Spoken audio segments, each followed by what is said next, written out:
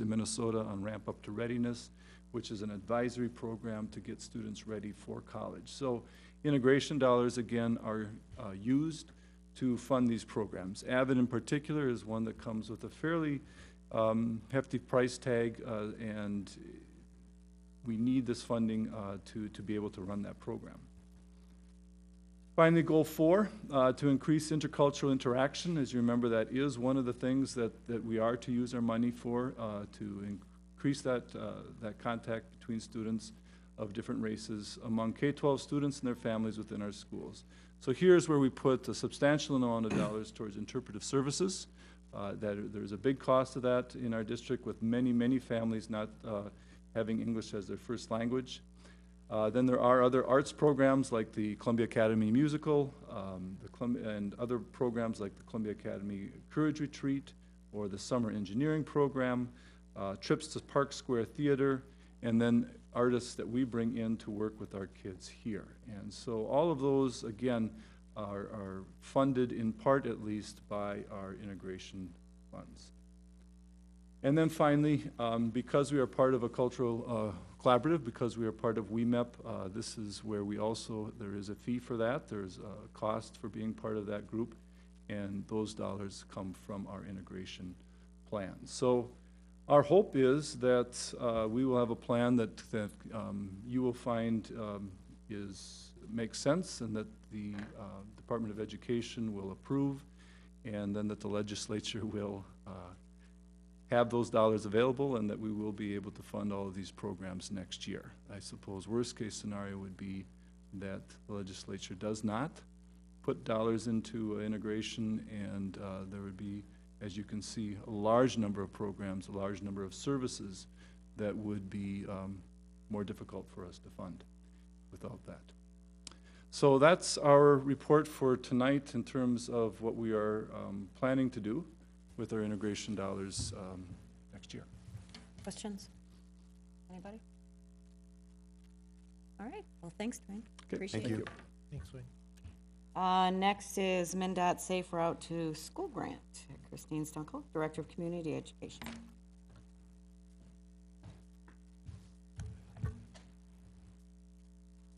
Chairperson Lee, members of the school board, Superintendent Kelly, my presentation this evening will be brief.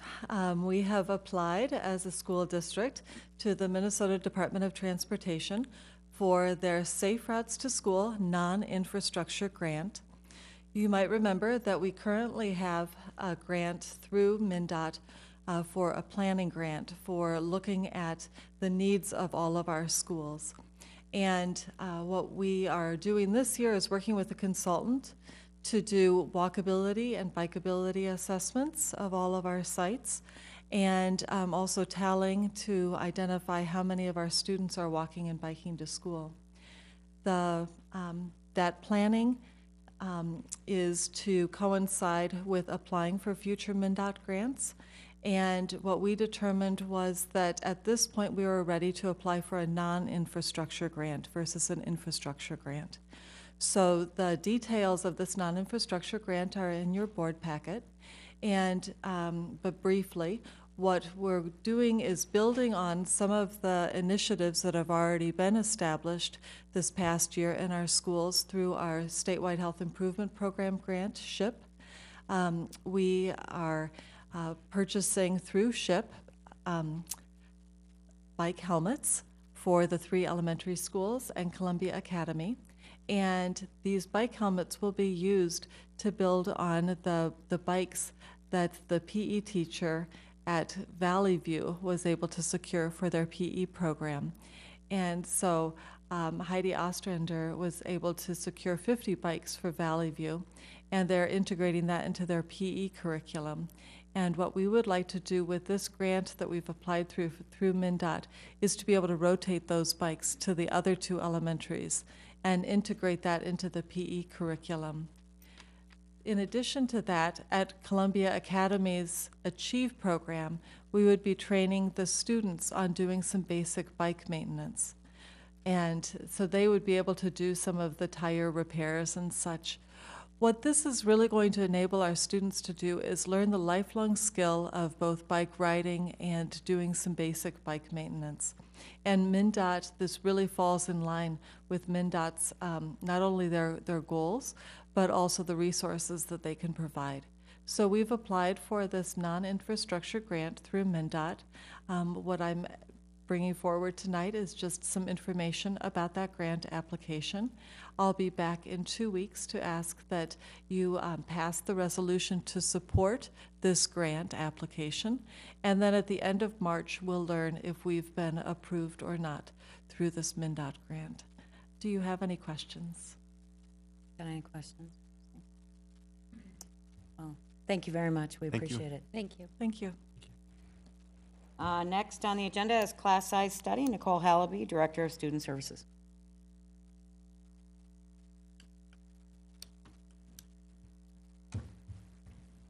Chairperson Lee, members of the board, Superintendent Kelly, I'm always delighted coming back to you with the third annual presentation that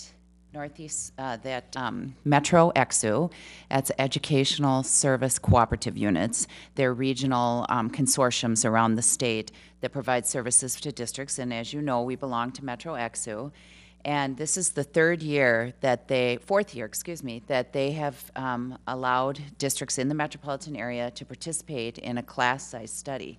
So I'm very excited to get to see that 38 other districts, so Columbia Heights and 37 other districts in the metro area submitted data to EXU, and this is all numbers that are reported based on the October 1 child count. I want to point out, and if you so desire, I can send you a copy of all the criteria that we have to use to select the classes. They're very specific. They want it to be uniform between all of the metropolitan districts. So Kathy Hauk, the MARS coordinator, and myself lock ourselves into her office for 2 days. The superintendent was kind and let us use her conference room this year, and literally just pour through the criteria and shove the numbers in there, and it always seems to work out in the end. So here's our observations, class size by grade grouping, and these are the labels that Metro EXU, so junior secondary would be our academy, senior secondary obviously is the high school, and then the elementaries, and then K-12. So as you can see, the Metro is the red, and so that's the average in the elementary, junior, and senior secondaries, and then K-12, and then that's Heights average for kids by class size. So here's the elementary data. Very pleased to continue to see Columbia Heights very supportive through the board and through the superintendent and principals to keep the class sizes small. As you can see, in every single category, we're less than the metro average, except for third, we're straight on. So we do not exceed in our elementaries any of the metro averages of class size. And that is something when people come to the placement center, or today I received a call from a woman with 3 children, a first grader, a third grader, and a fourth grader from Minneapolis. And she said, we heard Columbia Heights has small class sizes in the elementaries. Which elementary would be best? I said, they're all fantastic. Come take a tour of all of them. At the academy, again, art, Phi-Ed, science, there are many more courses, but I'm just giving you a sample of, in the academy, in Heights, we're lower than the metro average, and Phi-Ed we're slightly higher, and in science, we're exactly. The high school, you can see again, Heights versus the metro average. So this is 2010, so the 9-10 school year through this year. The Superintendent Kelly asked me to gather all the data from the previous class size studies and put it together in a chart for you so that you can see the elementary, the junior secondary, which of course is our academy, the senior secondary, and then K-12 from 9-10 school year until the current year, 12-13, where our class sizes have been. Pretty stable, frankly. Just for a kick, we did another surrounding district, which will not be named, and they had pretty dramatic variations in their class sizes from year to year. So it really shows good management by Superintendent Kelly and the principals and directors, and good direction from the school board as you can see, to keep our class sizes under 30, and that includes obviously the K-12 or the secondary averages. These are averages. These are the participating districts. Again, if you're interested, I can get you a list of the districts that participated. Questions? None, Pretty okay. good data. Yeah, very good data. Thank you very much. Appreciate it. Thank you so much. Next is board policies, first reading. Scott? All right, this is a first reading for the public comment. The board policies are as follows. 203.2, order of the regular school board meeting. 425, staff development. 608, instructional service, special education. 615, basic standards testing. 618, assessment of student achievement. And 805, waste reduction. 806.1, crisis manual. And these policies will appear on a future agenda for approval. All right. Anybody have any questions? All right, we're going to move into our action items. First one is acknowledgement of contributions. I'll read the resolution. Whereas Minnesota Statute 123B.02 permits school boards to receive for the benefit of school district bequests, donations, or gifts for any proper purpose and apply the same to the purpose designated in that behalf, the board may act as trustees of any trusted credit created for the benefit of the district and for the benefit of pupils thereof. Therefore, be it resolved by the School Board of Columbia Heights Public Schools, Independent School District Number 13, that the school board accepts with appreciation the contributions detailed in the background in the amount of $745. Donations of $2,000 to Columbia Heights High School Scholarship Fund from Kiwanis Club of Columbia Heights for Kiwanis Scholarship. Donation of $200 to Columbia Heights High School Scholarship Fund from Barb and Rich Osborne for Joe Kliss Memorial Scholarship. Donation of $200 to Columbia Heights High School Scholarship Fund from Georgianne and Edward Schult for Joe Kliss Memorial Scholarship. Donations of $100 to Columbia Academy from David Hartman for student needs.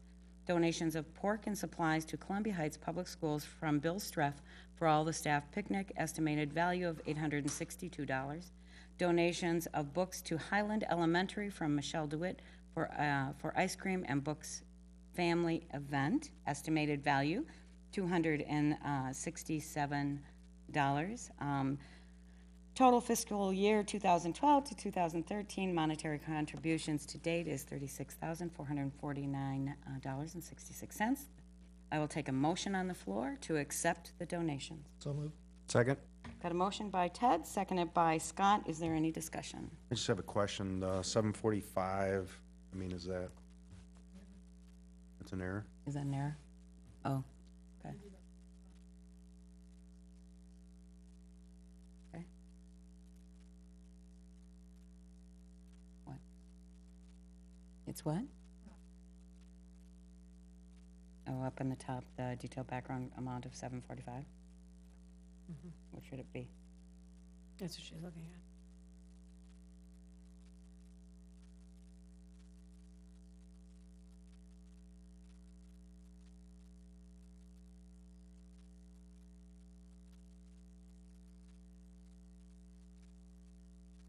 Good catch.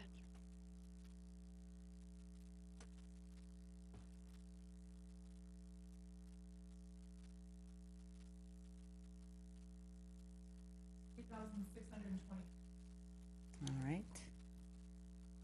The board will accept the appreciation of the contribution detailed in the background in the amount of $3,629. I've got, go ahead. Is that just adding up the values in the background? Is that what the, Is that adding up, Ted's asking if that's adding up all the values in the background. Yes, it Okay. is. Great. Okay. Yeah, that was where my question came from. I was thinking, The total for the 36,000. right. Okay. That was my question, if, you know, the amounts were supposed to be. Just so people know, this is all kind of new to us that we're starting this. This is the only second time we've done this. So this is, you know, just a start of a new action item that we have to do per statute.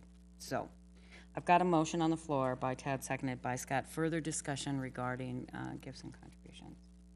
I guess with the amendment is what I'll move forward. You want, We have to move Move- to, move. move to amend the detailed background amount of 745 to the Okay. new We need a amount. second. so Ted has moved it, and I do need a second. Second.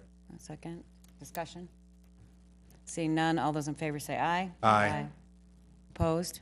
And we've moved that, and now we've got, now do we need to We roll reread call that? Oh, that's for the motion, never mind. Yep. Yeah, that's resolution. Do we need to reread that, or we're good? We're good. We can waive the reading, I believe. All right, and then now we're moving into the action. Go ahead, Ted. Point of order, is it a resolution? It is a resolution. It is a resolution, but we don't have to read, No, we don't have to have a roll call. we do have to have a roll call on Okay, the then. resolution. I know on the resolution we do, but are you talking about the amendment? The amendment. What are you talking about, Oh, Ted? I thought we were voting on the resolution. No, if we're just voting on the amendment, then, We Yeah, just that's voted on why, the that's why, amendment. we Yep. okay. but now we're gonna have a resolution. Right, and then I'll have a call roll. Great, thank you. Yep. Go ahead and call roll. I believe we have to move to vote on the resolution now. We have a motion and a second. Okay, on the, a second, okay. I thought it was just on the amendment. Never No, mind. we have a motion Okay. by Ted, seconded by Scott. Member Meyer, Aye. Member Landwehr, Aye. Bardell, Aye. Chair Lee, Aye. Member Larkin, Aye. Member Palmer, aye. And that resolution has passed. We would like to thank all of those who have donated to Columbia Heights Schools. We appreciate it. Next on the agenda is Teacher ECFE Teacher Seniority List. Lindsay Bennett, Director of Human Resources, please.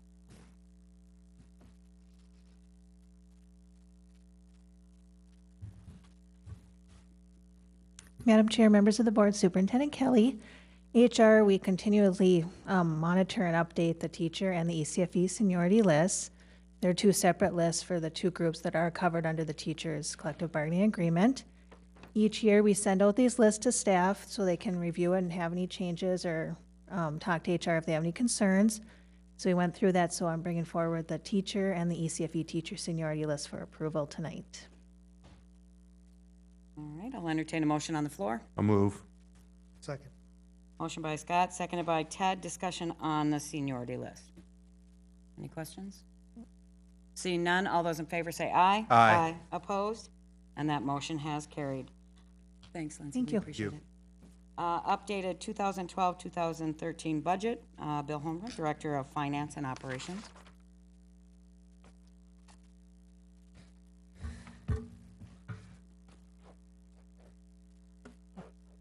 Madam Chair, Directors of the School Board, and Superintendent Kelly. As you know, we discussed in detail the budget last week at our work session. I'm going to quickly just hit a couple high points for our updated budget before we vote on it. I guess I want to say you have a copy of the summary in your packet. We do have a balanced budget for the current year going as an updated budget. We do have a very healthy fund balance. We're in a very strong financial position when we look at our school district as a whole. You can see that when you look at the unassigned piece of our budget, we're balanced or actually have a projection of increasing our fund balance by a small amount. Some of the red numbers you see as looking at a change in fund balance are all designated dollars when we look at our capital, deferred maintenance, and health and safety. These are all fund balances that we have in place that we're just spending down a little bit. They are not in jeopardy of being in any bad position. When we look at our food service and our community education, these fund balances we're ending up at the end of the year are all very strong and in good condition.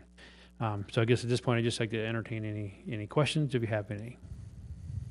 Okay, I'll entertain a motion on the floor for the budget. So moved. Motion by- Second. Motion by Scott, seconded by Laura. Discussion. Go ahead, Ted. Just have a question on the gifted and talented revenues. Are those capped, or is there a way to increase those? Well, what I do is I just account for the actual dollars that we receive that are earmarked for gifted and talented. We spend much more dollars in our gifted and talented program than what we receive. So all you're seeing on there is the actual dollars that are earmarked for gifted and talented. Okay. Yeah, traditionally, gifted and talented has been underfunded, and it just looked like it was extremely underfunded in this budget. You say, yeah, we get a very small amount, but there's several $100,000 that get spent on our gifted and talented program. Great, thank you. Further questions? Seeing none, all those in favor say aye. Aye. Opposed? Motion is carried. Thanks, Thank Bill. you. Thank you. Next is the telephone system legal notice. Brian Hennekens, Director of Technology and Security Services. Bill Holmgren, Director of Finance and Operations. Chairperson Lee, members of the board, Superintendent Kelly, before you today is we're asking for an action item to authorize us to post for request for a proposal for a new telephone system for the district.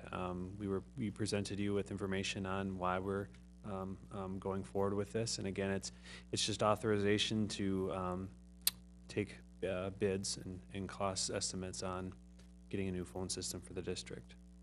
All right, I'll entertain a motion on the floor. So moved. Second. Got a motion by John, seconded by Scott. Discussion? Go ahead, Yeah, Ted. I'm wondering, could you explain again why we need to have a new phone system? Yes, we definitely in our school district have an aging phone system, and phone system is something that we need to have operating in a solidly for the district in order to operate day to day. I mean, we need a telephone system, and currently our telephone system is not at that point. It's end of life. It's becoming more costly for us to support that phone system, and more costly for us to bring in outside organizations or vendors to support that phone system because less and less support it. So it's become time for us to search and find out what new phone system we can implement. Do you know how old our system is? I guess it depends on what part. It's over the years it's been upgraded kind of progressively, so kind of depends on what part you're looking at. I would say a majority of our phone system was implemented in 1998. Great, thank you. Further discussion? Seeing none, all those in favor say aye. Aye. Opposed? Motion's carried. Thank you. Thank you. Next is steam pipe replacement. Bill Holmgren, Director of Finance and Operations. Again, last week when we had our work session, we had talked about some facility projects besides the phone system. As you know, we had a leak in one of our steam pipes, moving steam from one area of our high school to the other. This needs to be replaced before we have another problem. The actual repair was actually very costly. I'm just asking for permission tonight just to get authority to advertise for bids to take care of that for this next coming summer. So moved. Second. Got a motion from Scott, seconded by John. Discussion? Seeing, I oh, go just ahead, want to Ted. say for the public that that doesn't know, we've had steam pipe breaches, and it's caused a lot of issues, and that's why we're talking about this right now. And it is quite an old pipe, dating back to when the schools were built. So Yeah, these pipes we're talking about replacing are original from the second edition that was put on our high school in 1968. and what we're anticipating doing is preventative as well, and by replacing the entire pipe, so we don't continue to have these issues. That is correct. If we do run into a problem again where we have to actually pull it up, we have to shut the heat down to part of the building, which would mean we'd have to cancel school. And it looks like, it could take 3 to 4 weeks to actually do this. So we're not in a position to close school for that period of time. So we want to take care of it this summer. Missy. And as much as I support the public being informed, this is all information we discussed at our work session, which was from a posted meeting. So I think if people are interested, certainly come into our work sessions to get the details to allow us to move along efficiently in our meeting here. Just a suggestion for the public is check the work session, see what's up, and come and find out what's going on. Yeah, very good. Thank you. Thanks, John. Further discussion? And I certainly don't mean to delay the meeting, but I think it's important that public, since this is a televised meeting, it's a good way to get out the message. And I certainly don't intend to delay the meeting either, but as again, meetings are posted, the information that we'll be discussing at work sessions, and it is an open and a public meeting, and I would again encourage people to come to that. Further discussion? Seeing none, all those in favor say aye. Aye. Opposed? And that motion has carried. Next, we have the Highland Remodel Bid Award. Bill, you're up again. Yes, as you know, for part of our project at Highland, the addition project is once we had finished the addition, that the kindergarten rooms that we had used for kindergarten will be changed to a designated art room and a science room. We have collected the bids on that project, and tonight we'd like to award those contracts to the lowest bidder. And in your packet, I have attached the bid tabulation for those, and you can see that J.S. Cates Construction and Company is our lowest bidder, both for our base bid and our alternative one. We are not choosing to award the alternative two at this point. The prices came way too high than what we expected. But the first two bids, we'd like to go ahead and award to J.S. Cates Construction Incorporated. All right, So moved. all right, Ted. Second. All right, we got Ted made the motion and John seconded. Discussion, please. Seeing none, all those in favor say aye. Aye. Opposed? And that motion is carried. Thank you. Yeah, thank you. Next, we have election of the school board chair.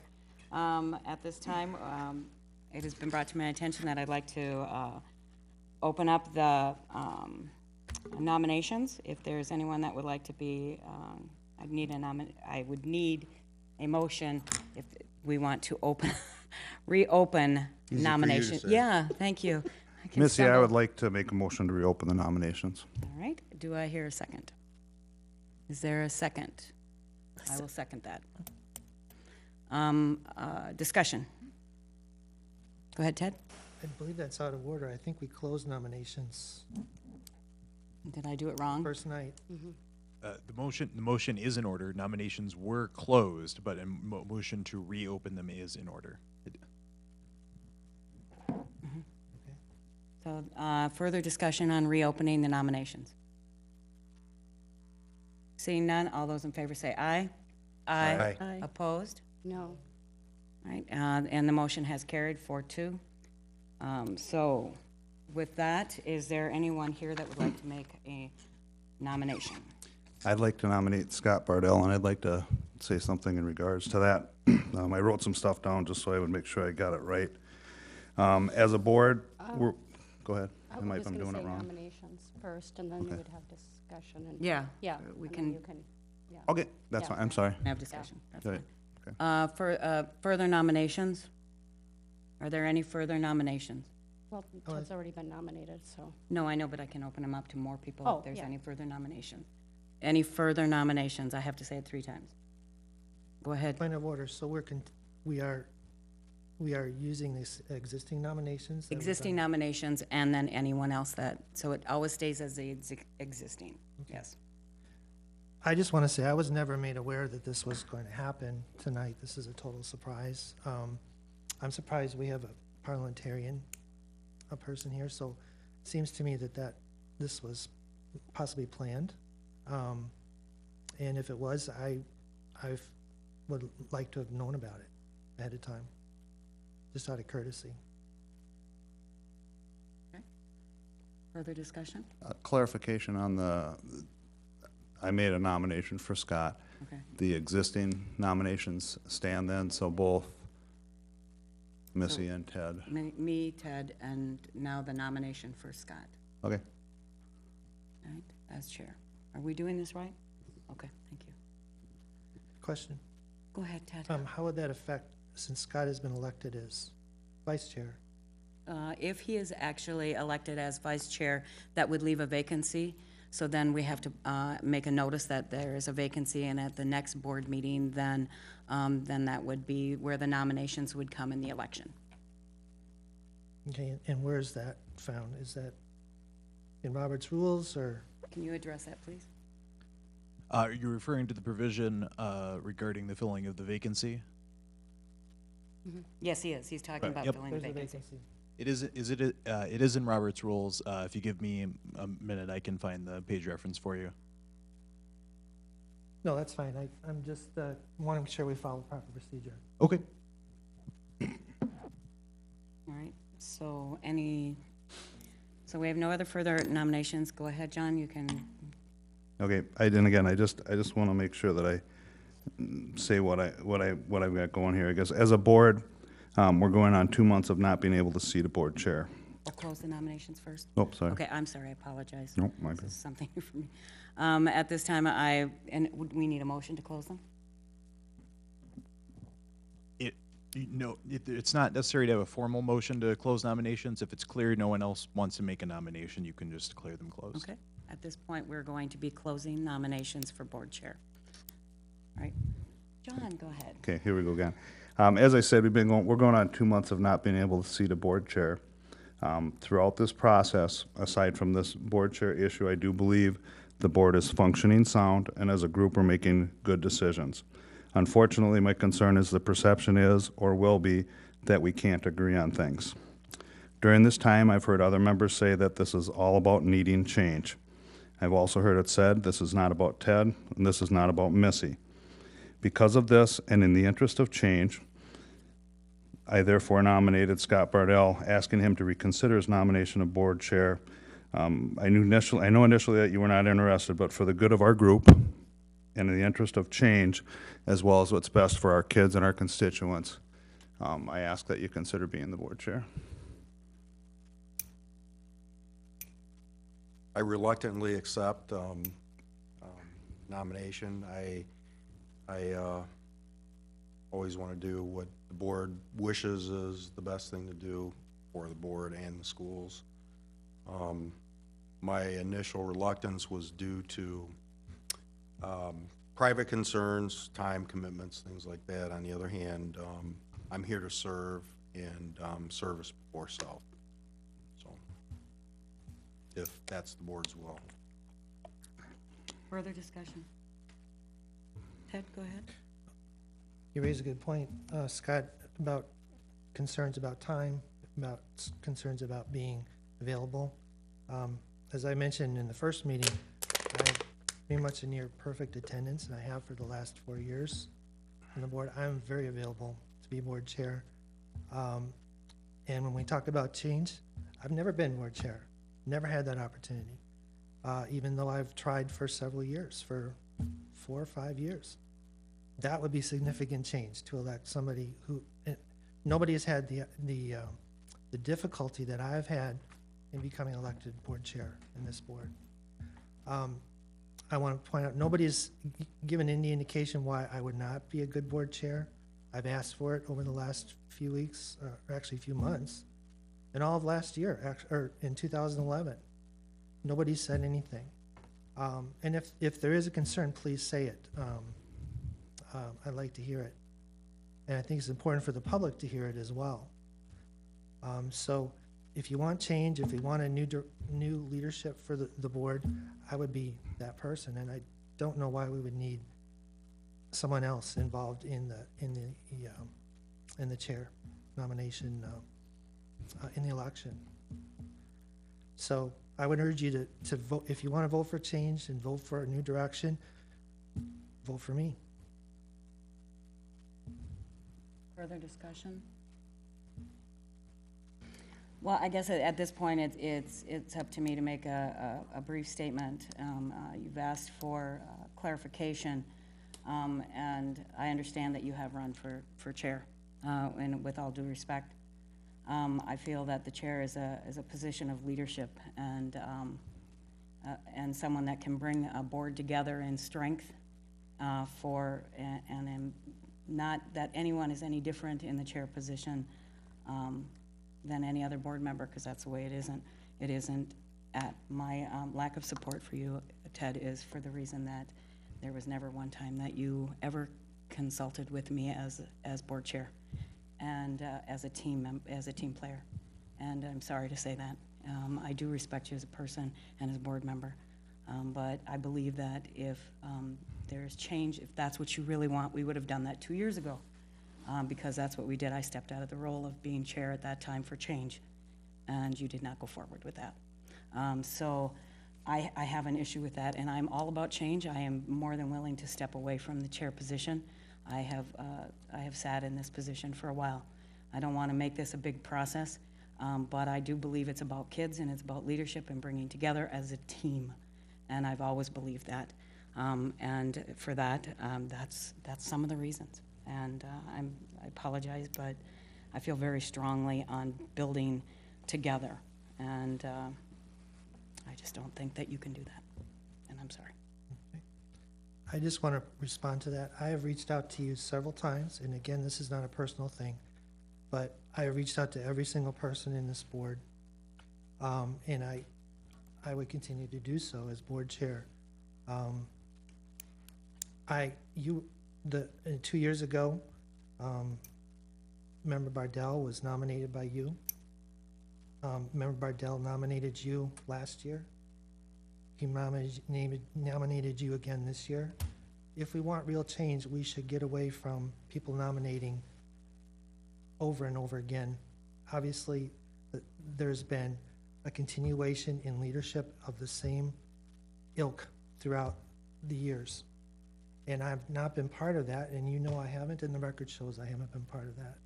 And so, if we want a new change, we want a new direction, I ask for the opportunity to do so. I just haven't had the opportunity in the last 4 years because, frankly, there's been a continuance of leadership and there hasn't been a willingness to change over to a different social group leading the board. And so it's clear, I think people in this community know that there's been social groups. When you look at the election results, the election campaigning, and that social group has controlled the board for years and years. And I'm asking for a change in that control just for a while. I don't believe this has anything to do with politics.